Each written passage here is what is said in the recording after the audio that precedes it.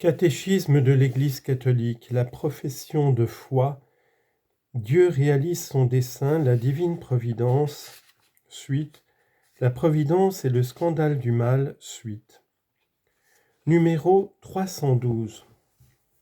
Ainsi, avec le temps, on peut découvrir que Dieu, dans sa providence toute puissante, peut tirer un bien des conséquences d'un mal, même moral, causé par ses créatures.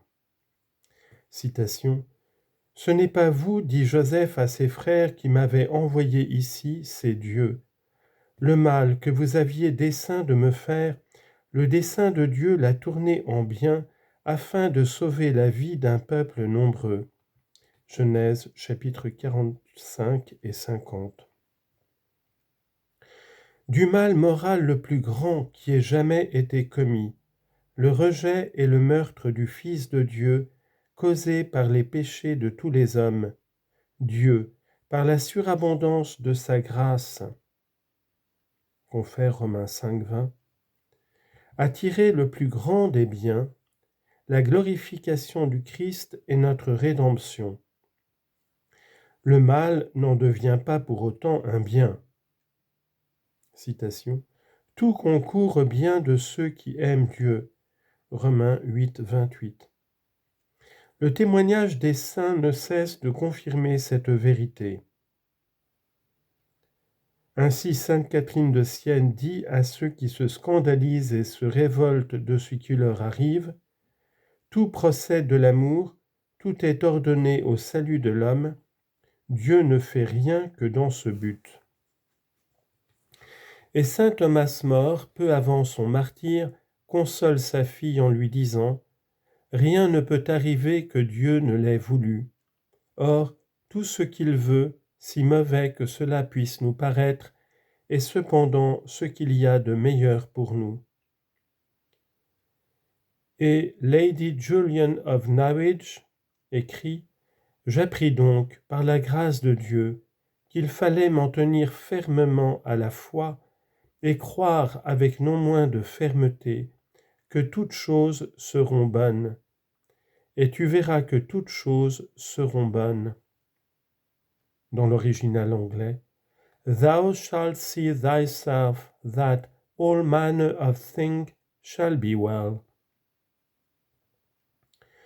Nous croyons fermement que Dieu est le maître du monde et de l'histoire, mais les chemins de sa providence nous sont souvent inconnus. Ce n'est qu'au terme, lorsque prendra fin notre connaissance partielle, lorsque nous verrons Dieu face à face, 1 Corinthiens 13, 12, que les voies nous seront pleinement connues, par lesquelles, même à travers les drames du mal et du péché, Dieu aura conduit sa création jusqu'au repos de ce sabbat définitif, en vue duquel il a créé le ciel et la terre. Confère Genèse chapitre 2 verset 2.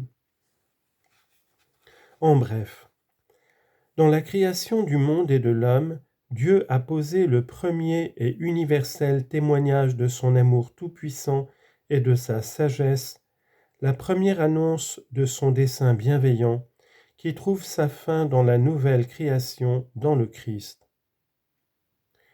Bien que l'œuvre de la création soit particulièrement attribuée au Père, c'est également vérité de foi que le Père, le Fils et l'Esprit Saint sont l'unique et indivisible principe de la création.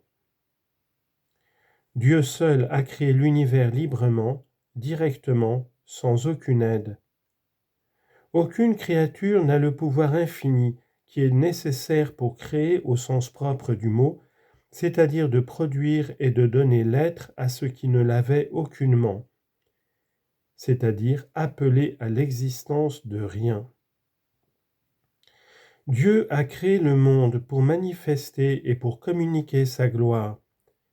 Que ses créatures aient part à sa vérité, à sa bonté et à sa beauté, voilà la gloire pour laquelle Dieu les a créés.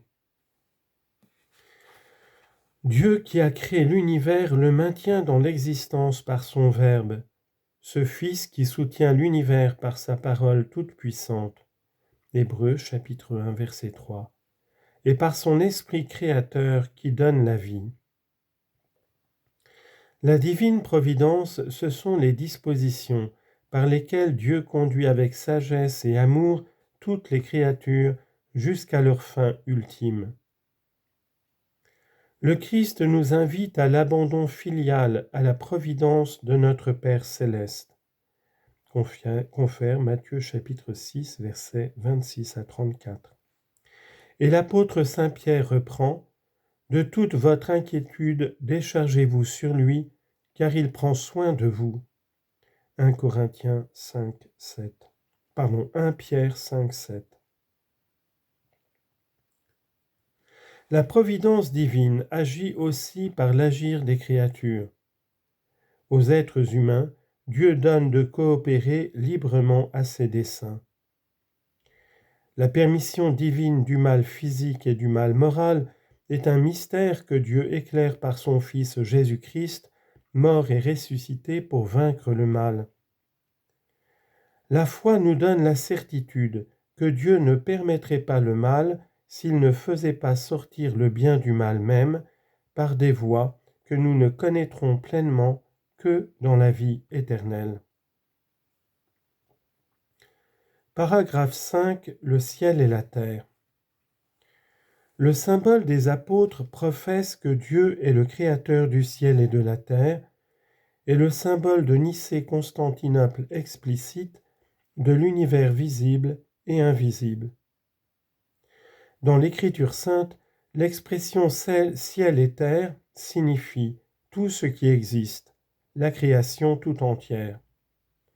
Elle indique aussi le lien à l'intérieur de la création qui à la fois unit et distingue ciel et terre. La terre, c'est le monde des hommes. Psaume 115, verset 16. Le ciel ou les cieux peut désigner le firmament, mais aussi le lieu propre de Dieu. Notre Père qui es aux cieux. Matthieu 5, 16.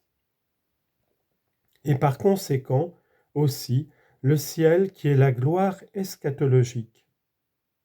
Enfin, le mot ciel indique le lieu des créatures spirituelles, les anges qui entourent Dieu.